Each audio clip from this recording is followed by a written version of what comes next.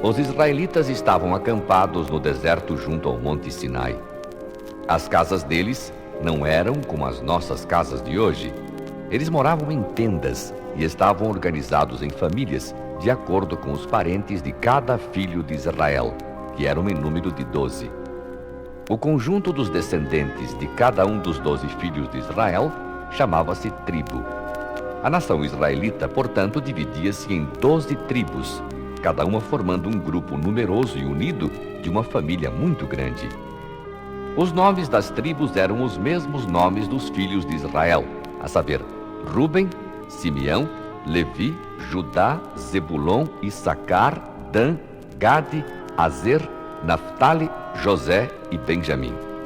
Cada um tinha sua própria casa, isto é, sua tenda ou barraca, uma forma de habitação coberta de peles de ovelhas, amarradas com cordas e presas no chão com estacas de madeira.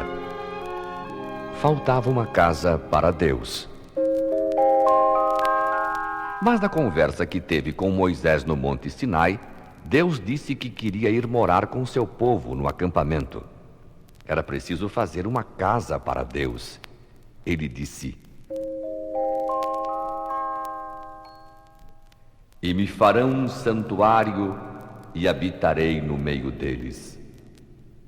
O modelo dessa casa ou santuário foi mostrado a Moisés. Ele foi instruído a fazer tudo conforme Deus pediu. A casa de Deus deveria ser construída bem no centro do acampamento dos israelitas. O tamanho foi dado, os materiais a serem usados na construção foram recomendados, e os móveis também foi Deus que escolheu.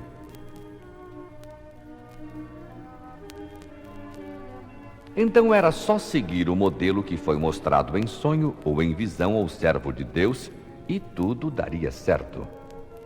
Uma grande área de terra do acampamento foi cercada e ali se ergueu o santuário, nome dado para a casa de Deus no meio de seu povo. Havia um grande pátio livre, onde ficava o altar destinado a queimar as ofertas para sacrifício.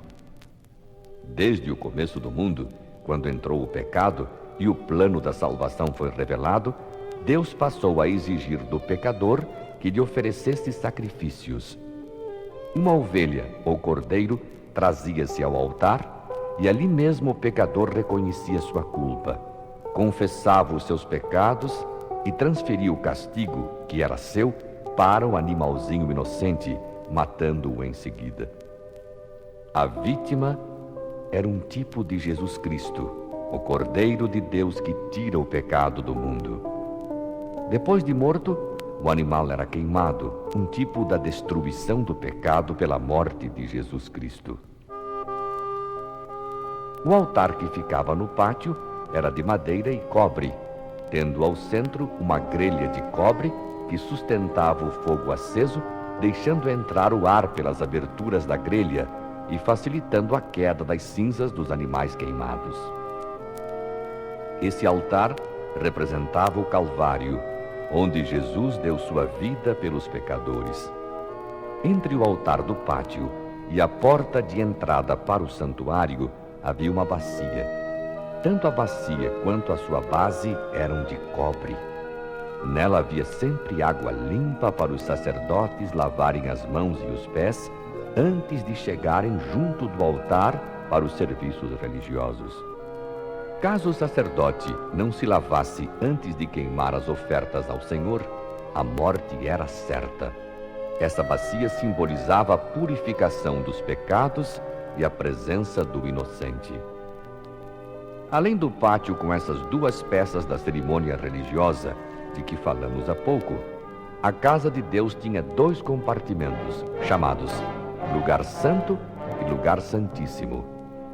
Esses 2 cômodos tinham paredes de madeira, revestidas de ouro puro, e a divisão entre ambos era uma cortina de linho fino, nas cores azul, púrpura e carmesim, e cheia de bordados.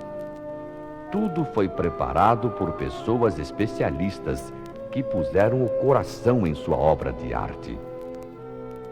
Mas a coisa mais importante no santuário não era a engenharia, a arte, a sua localização e tamanho, nem os materiais de primeira qualidade empregados na sua construção. eram os serviços religiosos feitos nele e o que significavam para o povo de Deus. Aliás, o santuário era apenas uma cópia do santuário que há no céu, lugar do trono de Deus. O modelo verdadeiro da casa de Deus está no céu. A adoração no santuário da terra servia para ensinar ao povo a verdade quanto ao santuário do céu. Durante o tempo que permaneceram no deserto de Sinai, os israelitas aprenderam muitas e preciosas lições. Tinha que ser assim para que eles se preparassem para possuir a glória da terra prometida. Várias vezes, no entanto, o povo israelita se mostrou vagaroso para compreender certas lições. Lá no Egito, terra de tantos deuses falsos, estavam acostumados com as representações materiais da divindade. Agora, depois da saída do Egito, parecia difícil entenderem a existência do ser invisível. E foi por sentir dó dessa fraqueza dos israelitas que Deus mandou construir sua casa ou santuário como um símbolo da sua presença entre eles.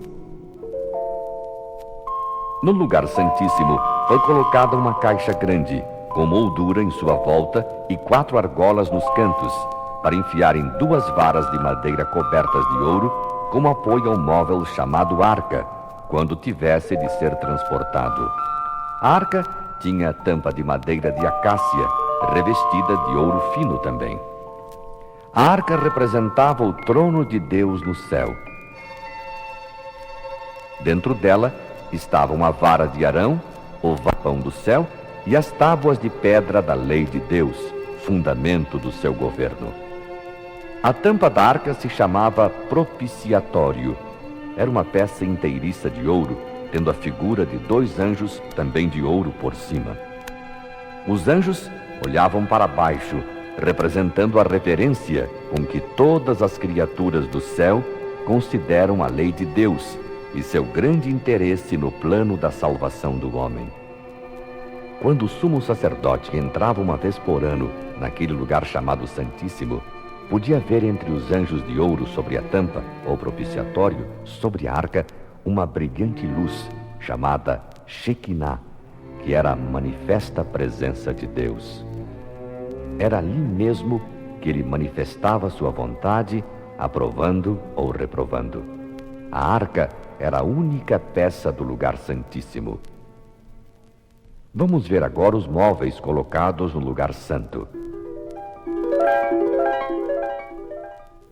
Comecemos a falar da mesa para os pães da proposição, coberta de ouro puro.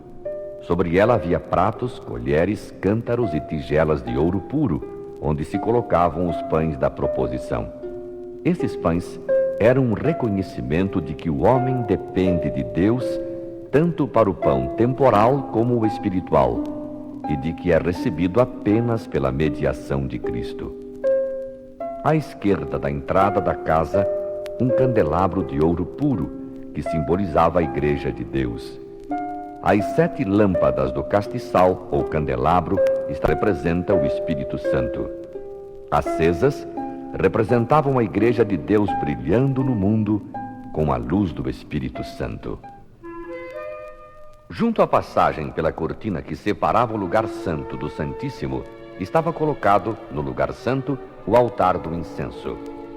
O incenso era o resultado da mistura de substâncias perfumadas, tais como resinas, gomas e especiarias de cheiro aromático. O altar do incenso simbolizava o altar da família, o lugar secreto da oração ou qualquer outro lugar onde se ora a Deus. O incenso, subindo com as orações de Israel, representa os méritos e intercessão de Cristo, sua perfeita justiça, que pela fé é atribuída ao seu povo e que unicamente pode tornar o culto de seres pecadores aceitável a Deus. Hoje em dia, como naquele tempo, o povo de Deus deve dirigir suas orações a Jesus Cristo, seu sumo sacerdote que trabalha em seu favor no santuário celestial. Ele intercede junto ao Pai por todos aqueles que o buscam, e na presença de Deus, pleiteia com seu sangue em favor dos pecadores arrependidos.